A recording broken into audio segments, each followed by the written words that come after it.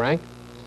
India has asked UN Secretary General Font to use the influence of his office to stop what the Indian ambassador called the massacre of unarmed people in East Pakistan by the West Pakistan Army.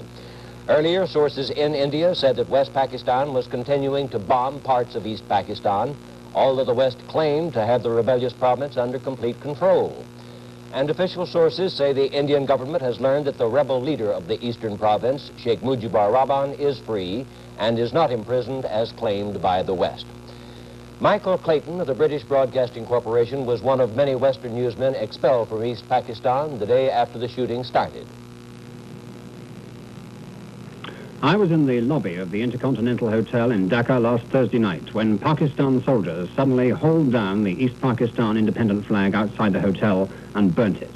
When I tried to leave by the hotel front door, they pushed me back at gunpoint. The army clampdown on Dhaka had begun. It was a ruthless exercise in intimidating the city's virtually unarmed population.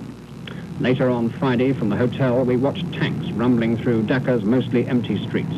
Occasionally, a few warning shots were fired to keep people indoors. There'd been very little resistance by East Pakistan independence volunteers.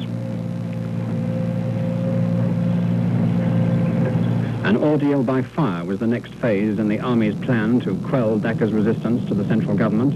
Huge fires were started, including the students' hostel and some of the most crowded housing areas. Wrecked cars marked the spot where, during the night, I'd seen troops demand surrender from local people. Then they fired into the alley and burnt down a pro-independence newspaper office. Trucks of ammunition and weapons were driven away by the Pakistan Army after seizing them from East Pakistan police who'd cooperated with the independence movement. Some East Pakistani soldiers were also disarmed by the West Pakistanis. The army broadcast curfew warnings and wrenched down independence flags from Dhaka's shops and houses. There were tough penalties for showing the flag after that. Mr. Bhutto, the West Pakistan People's Party leader, was given safe conduct out of the Intercontinental Hotel. He'd been attending the constitutional talks with the president. The troops warned us they'd fire at cameramen, and this film was shot by a French team from the hotel windows. It's the only film to escape the rigorous searching by the military authority when we were expelled.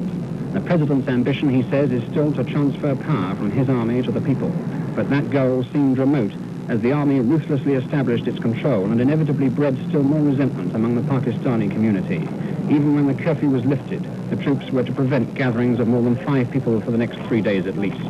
They clearly relished their role as the masters of East Pakistan. One can't estimate the number of dead so far in East Pakistan, but it would be impossible to fire guns for several hours in Dhaka and to set on fire so many buildings without causing considerable casualties. It's a desperately overcrowded community of people mainly living in shanty houses. The prospect of real resistance by the East Pakistanis is much better outside the towns. And if they organize an effective guerrilla force in the country, the East Pakistanis could, in the long run, still make it impossible for West Pakistan successfully to continue its domination from its power base 1,000 miles away.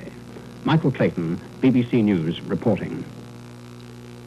Senator Stuart Symington said today the United States should